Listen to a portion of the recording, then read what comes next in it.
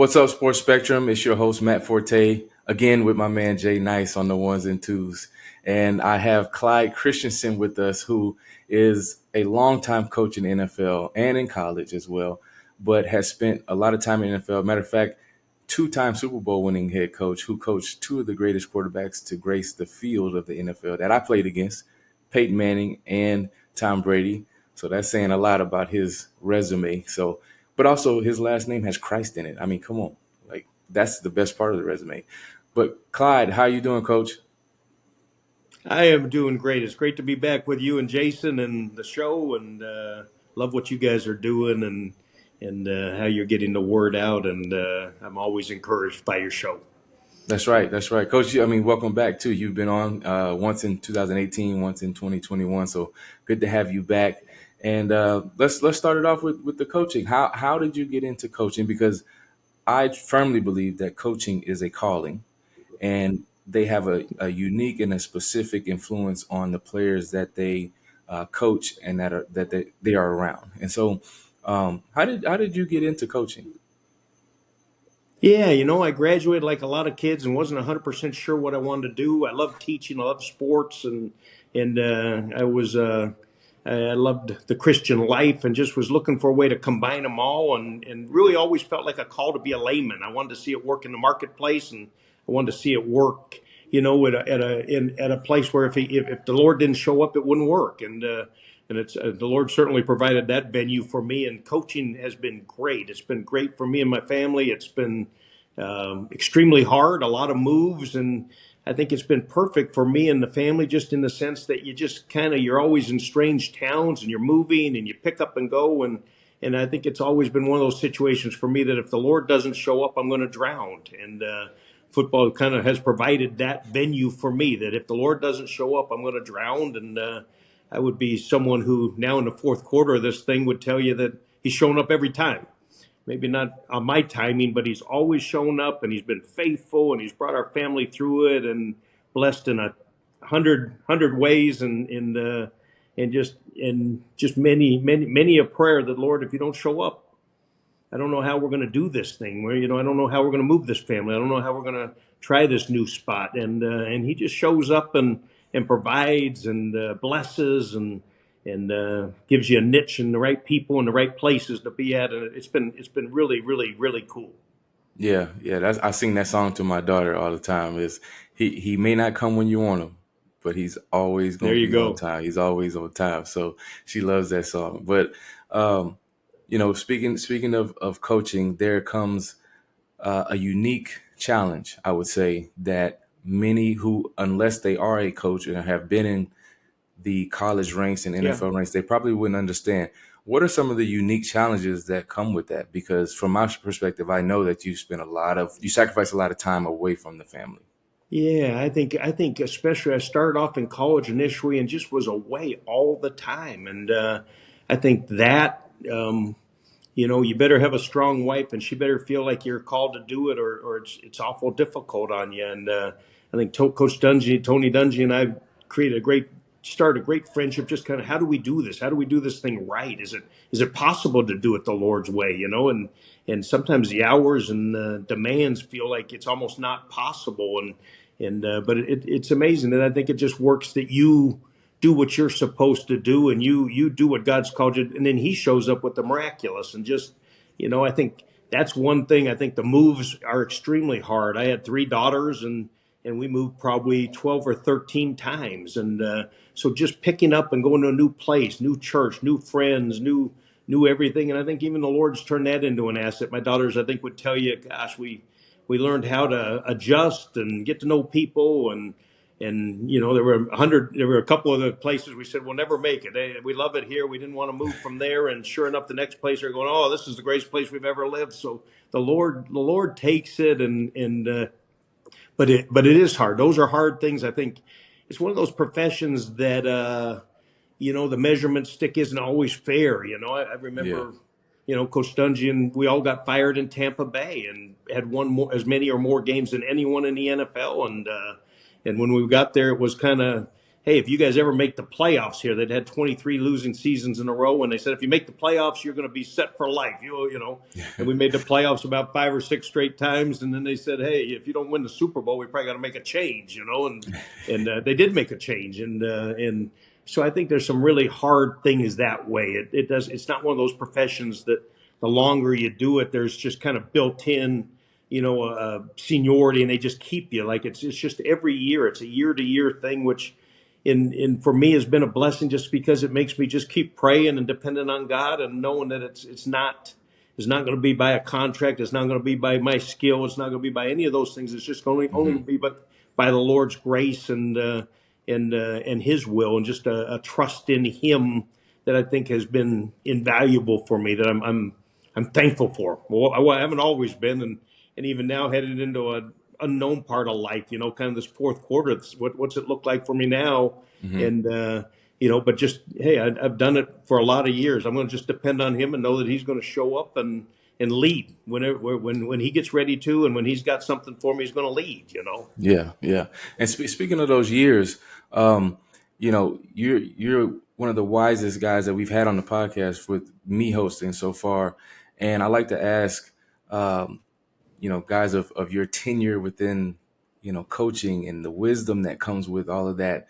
This question, I would never ask a young guy or probably a young player this, because I just know that you need a certain amount of experience to answer something like this. And so when it comes to like a season where you guys are, we're making the playoffs year after year, and we're winning games and we're actually successful, but yet we still get fired. That disappointment of that, Yeah, or even how do you deal with the worry? Oh man, what if I get fired, or yeah. my production doesn't validate an actual promotion or whatever, and we know the Lord opens doors. So how did Yeah. you reconcile that? You know what? It's a skill you develop through the years, kind of a strengthening of your faith, but also just experience. My first job at East Tennessee State was my first full time job, and I married my wife there. We lived in the athletic dorm. I was the I had the receivers, tight ends, quarterbacks. I was a strength coach, recruiting coordinator, ran the dorm, and taught PE full time for 8,500 a year, and we were kicking it, man. My wife and I were having a blast, and about the third year we're there, the head coach walked in and said, "Hey, I just cussed out the president, and we're out of work." And they took my car and they kicked me out of the dorm, and I remember this. I went and got a paper route and started throwing papers, and a guy, one of the players, we had a little Bible study on Tuesday mornings. My wife would cook them breakfast, and I would give them a little word, and you had to listen to the word to get the full breakfast. So it was a Yeah. good deal for them, and in a lot of ways. And a guy knocked on the door one day, and I didn't have a car, and he just said, "Hey, I'm so and so's dad, and from Atlanta. I have a gas station. I brought you a car. I just want you to have it. The Lord told me to give it to you," and just Wow. knocked on my door, gave me a car. It was a little Gremlin, which if you remember, though, you have to be old to remember a Gremlin. It was the ugliest, probably worst car ever made. But for me, it was a Mercedes. It was such a blessing, and I had that paper route, and sure enough, probably Deb was pregnant with our first, so we had no insurance, we had no job, we had no place to live, we had no car, and the Lord just provided in miraculous way, and we ended up going to Temple probably a week before my daughter was born. My first daughter was born, and the Lord just provided, and that was kind of the first one that, God, what would I ever fear?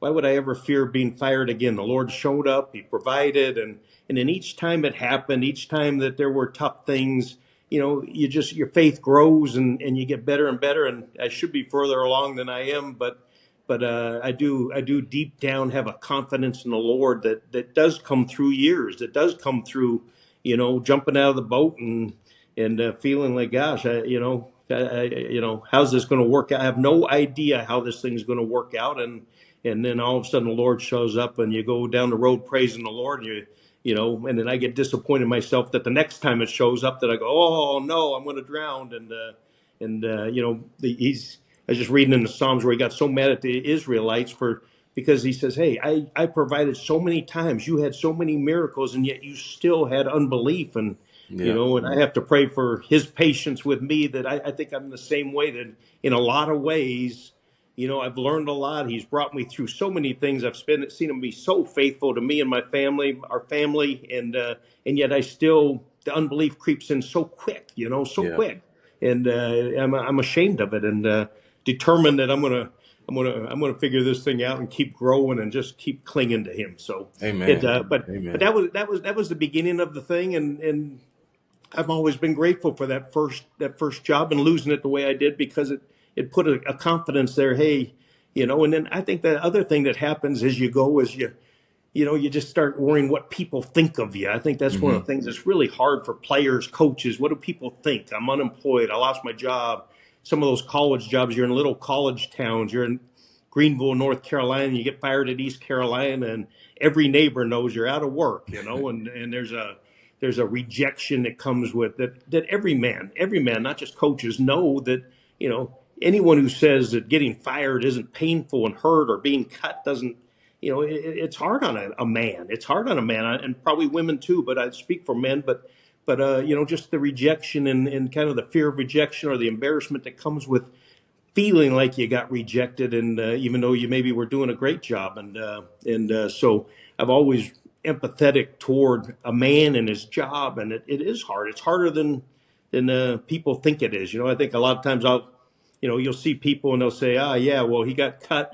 But shoot, he's got $50 million in the bag. You have no, it still cuts Yeah. it off man's heart when you lose your job, when you're out of work, and so I've always been soft-hearted toward that's a painful, hard thing, but I'm grateful for it also, because it puts you on your knees, and it directs you the right direction, that you go to God and say, hey, that I'm yours. You do with me Yeah. what you want. That's what I signed on for. I signed on that whatever you want to do with me, you do with me, and I'm going to stick with it. And even though maybe times I don't act like it and try and grab back control, but he's been unbelievably Yeah. faithful, for which I'm grateful. Yeah. Isn't it amazing that how the Lord will provide, and what greater way than for us to learn that lesson? And thank you for sharing that too, because um, the And I think for our kids experience. too. I think for our kids too. I think one of the mistakes we make as parents is we want to shield them from everything, and Yeah. we always had infamous family meetings that And I tried to be really honest with them. Not every gory detail, but I'd say, hey, Dad doesn't know what he's going to do next. Dad doesn't know Hmm. why this happened. Dad doesn't have an explanation. But we're going to pray and we're going to trust God, and then they see it, and now they're adult women and raising their own kids, and I'm really grateful for all the things that they lived through, and just watched their dad go through, and see God be faithful to their dad and their mom. And I think they would tell you, gosh, that's, we got fired at Tampa, and we were just crushed. We were with Coach Dungy, and we were trying to do it the Lord's way. And I think that's the other lesson. Sometimes you can do everything right and it happens. Coach Dungy was doing everything right that first time in Tampa, and they went a different direction, and so sometimes you can do everything right, and it doesn't maybe go by world standards. Yeah. Doesn't turn out successfully.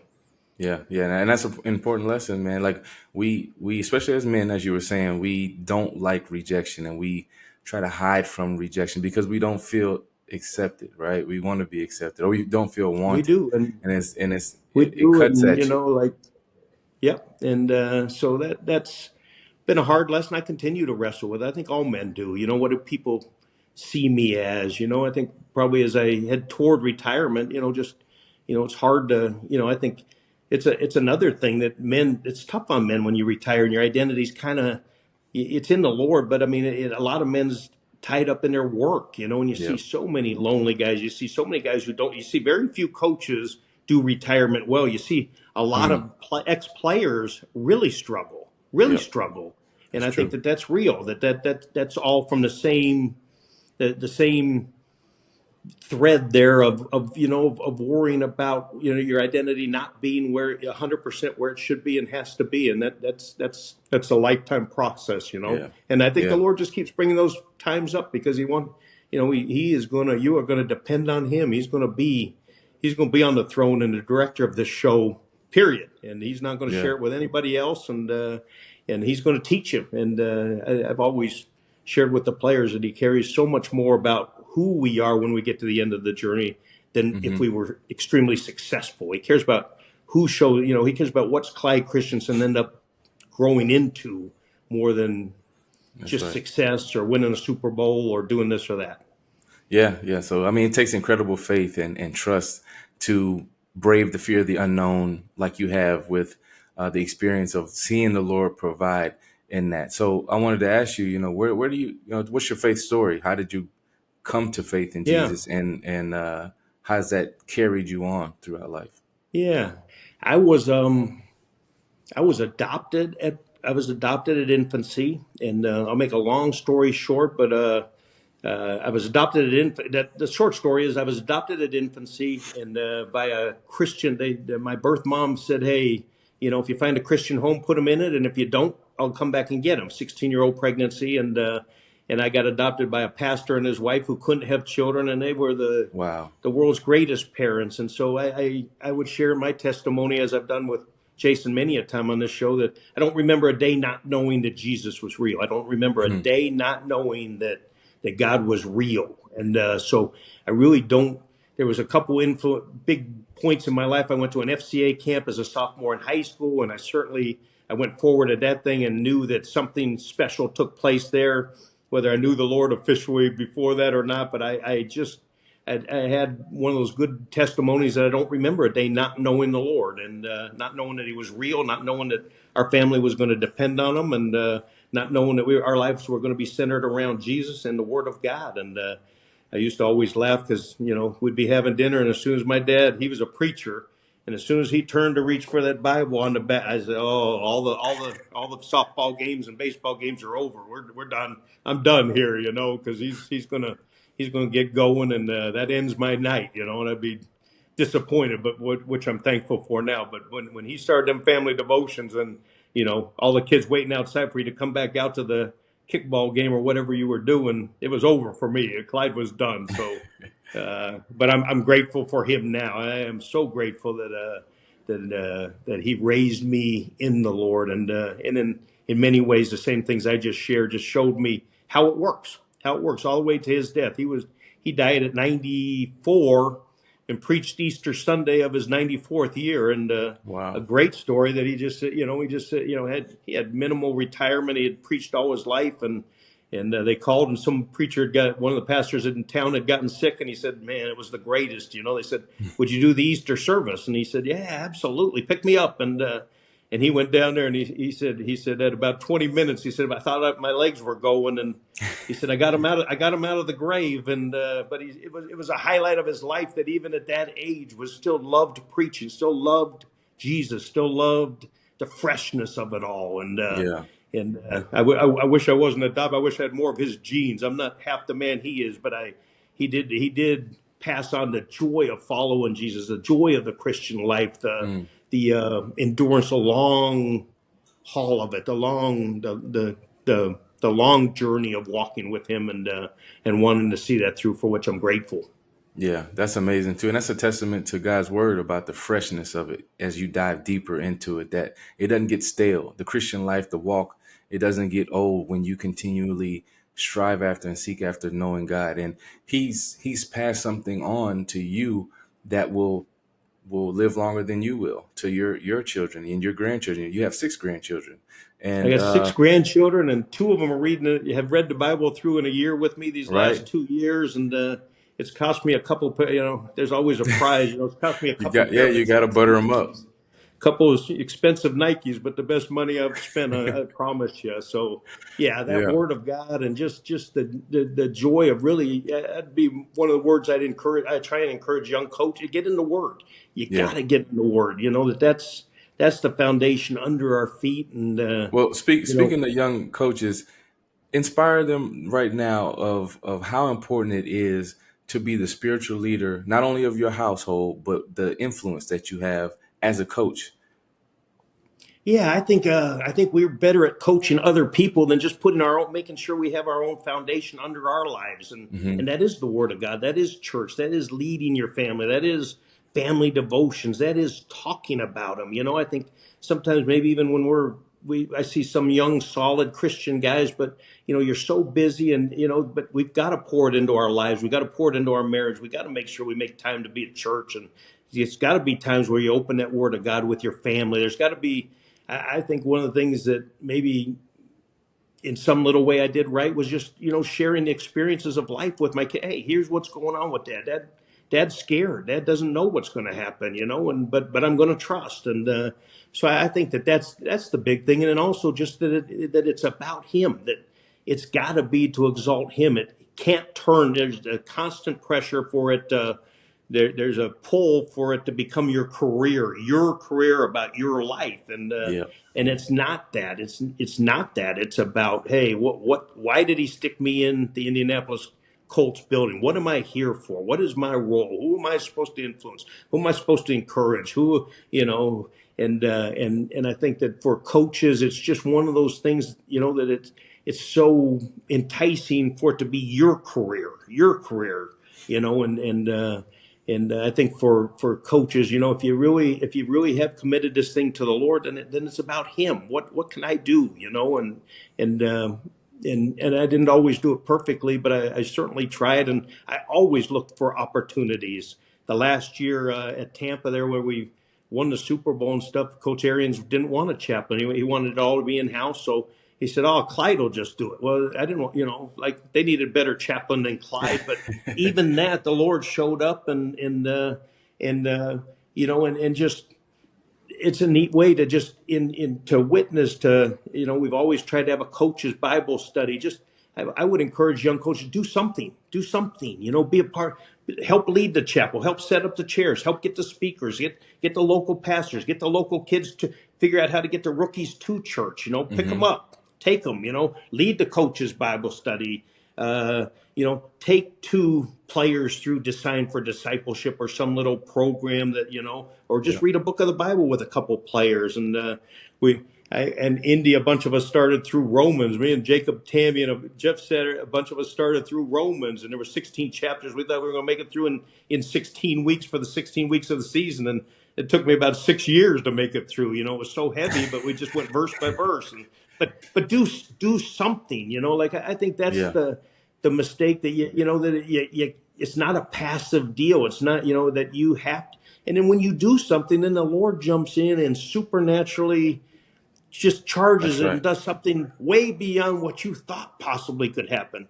I remember my first year in the NFL with Coach Dungy, and I said, "Hey, I think I'm supposed to do something for the coaches." And I go, "I'm not sure any coach will." I'm a young punk from college. I hadn't coached in the NFL, and I'll be darned if 12 coaches showed up, and man, we would open our Bible. It wasn't anything deep, but it's, hey, what did you learn from the reading this week? And we started reading through the Bible, 25 years ago, and some of them now we're still going, and we still text, and the Jim Caldwells and obviously the Frank Wrights, and but had some godly men along the way who were much more mature than I was, but a lot of people, and just to do something. I think my encouragement for young coaches would be jump in and do something out of your comfort zone. None of us feel qualified. None of us feel like we have time in coaching to prepare.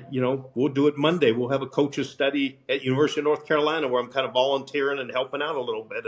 And I don't have time. I don't feel qualified to do it, but you just jump in and do it. And all of a sudden the Lord does something way beyond what you ever pictured happening. That's right. Yeah, He'll take our little and make it much. So thank you for those. That was, those are wise words of wisdom right there. And I could literally sit here and talk to you all day about this. But I know my man Jason has something for you. Even with, let me say one thing, even with your wife, just having something that, like, even when you feel not qualified, a lot of Christian coaches feel like, hey, maybe their wife's more mature than they are, which is the case in my marriage. But just as you as the leader, hey, we're going to take 5 minutes and pray, once a day, begin in the morning or in the evening, whatever it is, or we're going to just pull one verse out, but doing something in a leadership role that gives God a chance. Like that to me through the Bible is just what happens, that he may say, why do you walk around the walls of Jericho? Okay, just to do something obedient. And then all of a sudden he brings the walls down, or go wash in this dirty old river. What's that have to do with it? Well, it's just an act of obedience. It's an act of faith that you're doing what, and then all of a sudden he heals leprosy. He does something gigantic over just a small obedience. And I think that's kind of been the case for me. That's how I kind of see this walk of faith for coaches, but just do something. There's so many that just kind of coast along, and then it doesn't become what God really intended it to be, I don't think, for you or your family. Yeah. Yeah, that's good. Clyde, I do want to ask you, put on your memory cap a little bit, go back a little bit, because I read that you met your wife through a campus FCA chapter. That's right. And FCA, I love FCA. I was just at an FCA Fields of Faith event in Ohio a couple days ago, and I just love how intentional FCA has been for years and years to help spread the gospel and use sports as a way to point people to Jesus. Can you take us back to that time? And Yeah, I'll give you a funny story. So I'm helping with the quarterbacks. I'm helping with the quarterbacks at University of North Carolina, and back where I went to, my wife and I both went to University of North Carolina, and I met her at an FCA picnic, I was teasing the quarterbacks. I said, "Hey, whatever. 44 years ago, FCA picnic." Just be where you're supposed to be. And and I met my wife there, and 44 years of marriage later, we're still rolling, and I'm still back at the University of North Carolina, and I'm still trying to be God's man, just like I was trying to do back there as a student. But I met her through FCA. FCA has been a big part of our life, and it's been a great way for me as a coach to stay plugged in. I think we have that coaches conference up at Black Mountain, North Carolina, that we've done now for probably 47 years with our coaches' families, which try to encourage coaches' family in the Lord. And that's kind of become my hometown, if you will, that I didn't give my kids. Both two of my daughters married kids from that camp. And so the Lord's kind of blessed through FCA. And I love what they're doing. I don't know any other better way of getting into the public schools than through Christian high school coaches and through the ministry of FCA through Christian coaches, And so I think I always wanted to be a high school coach. I think I probably didn't have what it took. So the Lord kind of made me a cheerleader for high school coaches, because I do think that's the highest level there is. It's the highest calling there is. You're in the public school. You have a chance to be embedded in those public schools and have an impact on them in a way that I don't think anybody else can. And so that's part of my love of coaching, love of FCA, and it probably originates there. That is a great way to get into these public schools where we've got to get the word into them. I love that. Matt, one more nugget for for you and for people listening. I read that Clyde was a suite mate at North Carolina with the Hall of Famer Lawrence Taylor, who went to UNC. Oh, wow. New York Giants. Right, Clyde? That's a fact, right? That's not just that's a little known fact that no one believes. And man, I love LT. I love LT, and I think he would admit that he's had a few moments, but man, we had a great friendship. He's a loyal teammate. I was coaching down at the Dolphins and coordinating their offense, and I was throwing warm-ups for the receivers, and all of a sudden I heard a big old voice. You couldn't. I won't use his words, but I'll paraphrase it. You stink. You stunk then, and you stink now. You still can't throw. And I looked over, and there's big LT, and so I still have hopes for him. And that's one of the neat things in coaching, that it's never over. It's all relational, and Matt, know that, and that, I have a long list of players who played for me who I just pray that the Lord at some point is going to grab their life. And there's a long list of them, of ones that I said the Lord will never grab them, and they'll call out of the blue and say, "Hey, I just wanted to let you know I've become a Christian." So it's a long haul deal. Peyton came into town 2 weeks ago, and we just had a blessed day, just a 3-hour lunch and talking and family. And when I met him, I think he didn't have a wife or kids, and now he's got two 12-year-olds, and but just that's one of the neat things in coaching, that it's long term, and it's way beyond. I can't remember the score of probably any games 2 years ago much, but I can remember all those stories of just a moment. Even Tom, just that last year where he's had a heartbreaking thing with his family situation, and just some intimate, great moments of just sitting, and there is something special for a lot of in coaching. That's one of the neat things. That's why I think it's such a high calling, that it's to coach, to be a coach, to be a man and work with young men, and I'm sure there's a lot of professions that have the same thing, but for me, it's the highest of callings, and it just provides. There's some heartbreaks and some death, and we just lost a receiver at North Carolina to cancer last week, and there's some heartbreaks, but just to do life with other men has been a great blessing in my life, and it's ongoing. Like it's Yeah. an ongoing long-term deal. So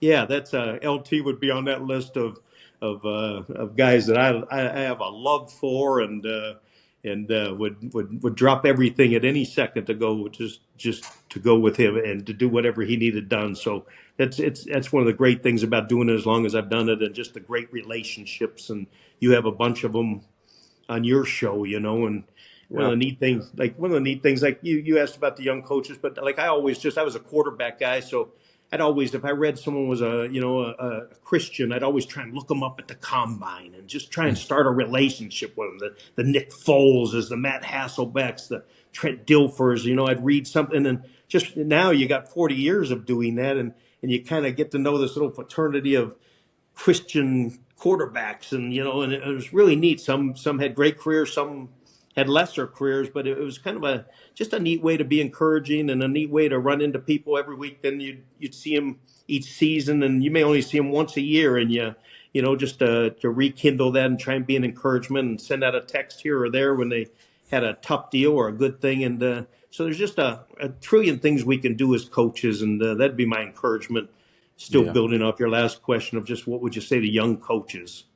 Yeah, that's I mean, lifelong relationships, and it's almost reminiscent of Paul with a bunch of Timothys, and it's so cool to see Amen. that you've been able to impact people's life and leave your imprint on it, just like your father has done with you, and so that's super cool. And we thank you, for your time, giving us a little bit of your time to share some of that wisdom. One of the things I'm going to take away from this podcast is be where you're supposed to be. And Yeah. I think, King David would attest to that. If you know the story, is be where you're supposed to be. And I love that, because you ended up meeting your wife, you guys get married, have kids, and you got grandkids now. And it's just the fruit of, a long-term relationship with our Heavenly Father that bears that fruit that we can't see right now. But when we continue to be obedient, and he does look, obedience is greater than sacrifice, is what the Bible says. So we love that. All those Old Testament promises, just do it my way. Just follow me, Yeah. and I'll bless. And sometimes we see the term blessing, and it hasn't been a lottery for me. It hasn't been it, but I do know this. I got 3 daughters who have Christian husbands and love the Lord, and they're raising Yeah. Christian kids, and That's a blessing. now I got 2 kids reading the Bible through, who've come to know the Lord here in their first 10 years, and watched them be baptized, and that promise is true. He Yeah. blesses, and it is the right way. It is worth it, and that's one good thing about having an ancient coach on your show right there. That I do got some miles down the road, and can tell you this thing works. This thing Yeah. works. It Yeah. works, and That's the wisdom that we need on the show. So, we appreciate you and thank you. And, we'll have you definitely come back on, because I know you got more in you to give the listeners as well as myself wisdom. I'm learning all kind of stuff from you. So thank you for your time, and you we appreciate you you. you guys are a blessing. Keep doing the work, and I really appreciate you guys. Yes, sir. Hey, thanks for watching Sports Spectrum here on YouTube. You can click our next video, or you can check out our website, sportspectrum.com.